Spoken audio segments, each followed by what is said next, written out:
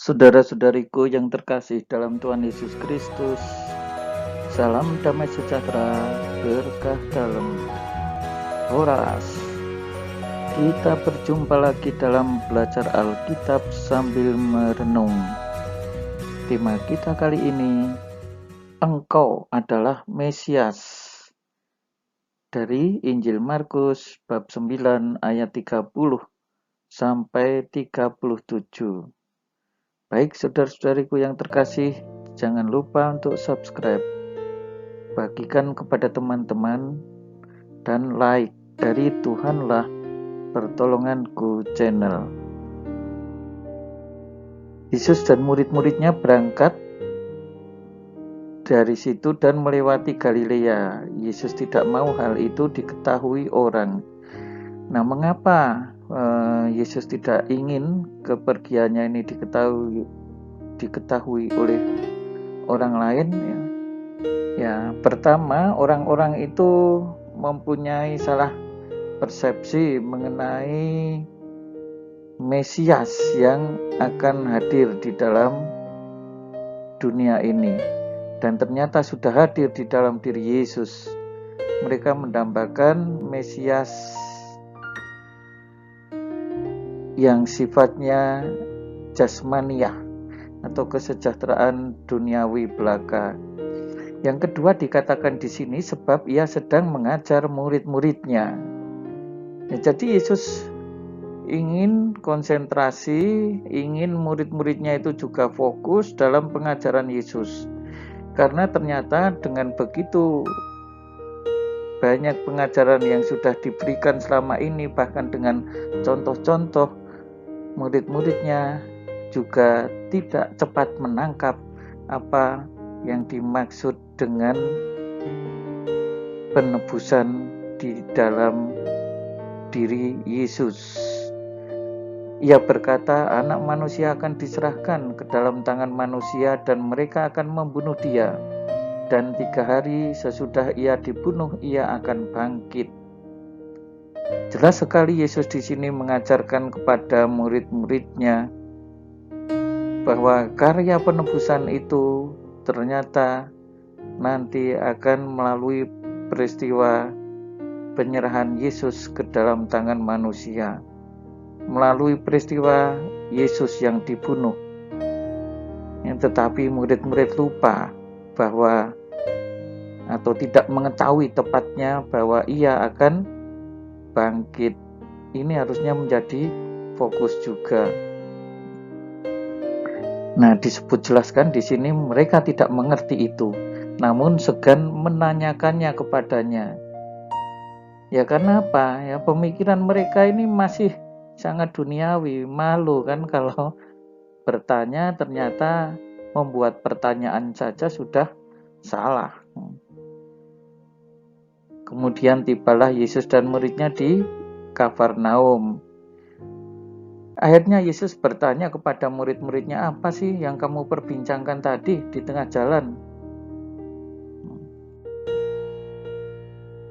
Tetapi mereka diam, sebab di tengah jalan mereka mempertengkarkan siapa yang terbesar di antara mereka.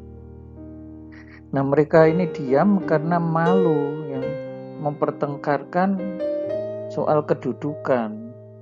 Padahal selama ini Yesus selalu menekankan kerendahan hati, ya, pelayanan dan seterusnya. Apa yang dipikirkan oleh para murid ini sama sekali berbeda dengan yang dipikirkan Yesus.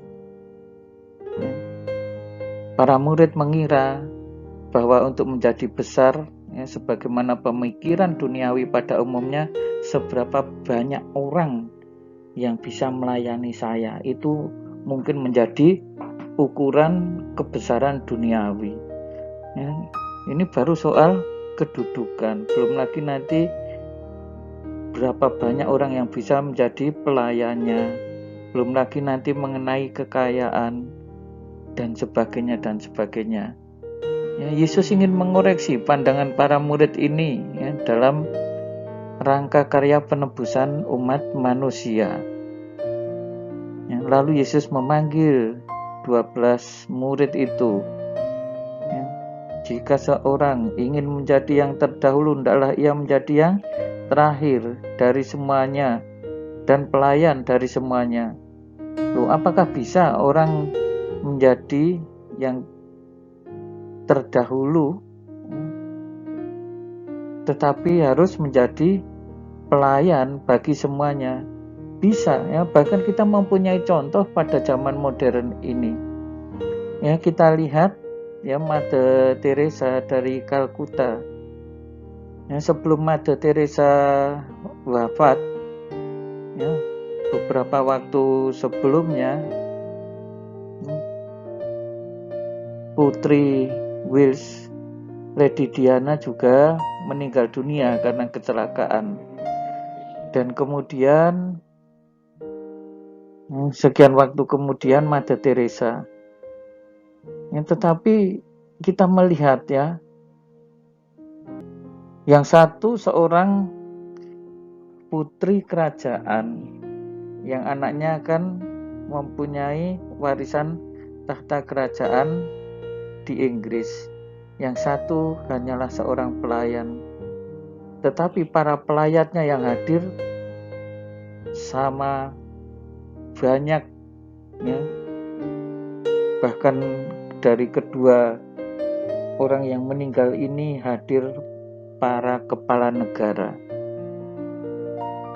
Tapi harus diingat ya, karena Ibu Teresa ini hanyalah seorang pelayan, tetapi ternyata begitu banyak orang menaruh rasa hormat yang tinggi kepada beliau.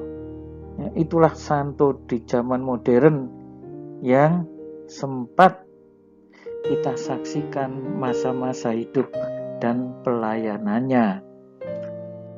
Nah, saudara-saudari yang terkasih, untuk memperjelas, Yesus bahkan mengambil seorang anak kecil, menempatkannya di tengah-tengah mereka. Ya, mengapa Yesus mengambil seorang anak kecil? Ya? Anak kecil boleh dikatakan ya, biasanya mempunyai pemikiran yang positif, mempunyai pikiran yang polos, mempunyai pikiran yang apa adanya. Ya, dia merasa mempunyai ketergantungan pada orang dewasa sehingga percaya penuh, ya, mempercayakan diri secara penuh. Ya, diharapkan murid-murid juga mempunyai sifat-sifat positif yang ada pada diri anak kecil, ya, menempatkannya di tengah-tengah mereka. Loh, anak kecil kok ditempatkan di tengah-tengah? Ini menjadi fokus, ini menjadi sentra bagi orang yang ada di sekitarnya. Ya, dia menjadi pusat perhatian, dan ini mau menunjukkan bahwa anak kecil pun bisa menjadi pusat perhatian. Tetapi lebih dari itu, Yesus kemudian memeluk anak itu dan berkata kepada mereka, barang siapa menyambut seorang anak seperti ini, dalam namaku ia menyambut aku. Dan barang siapa menyambut aku, bukan aku yang disambutnya, tetapi dia yang mengutus aku. Nah, saudara-saudari yang terkasih, ya, menyambut seorang anak dalam nama Yesus itu seperti apa? Ya tadi, sifat-sifat positif yang ada di dalam diri anak itu hendaknya kita terima dalam kehidupan kita. Seperti itulah berarti kita juga menyambut Yesus. Dan barang siapa menyambut Yesus, menyambut juga Dia yang mengutus Yesus. Selamat merenungkan bahan kitab suci ini. Tuhan Yesus memberkati, berkah dalam.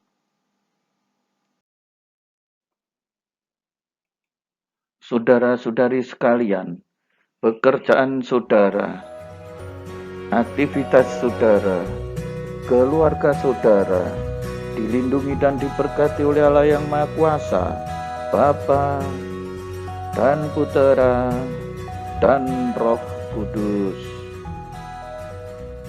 Amin.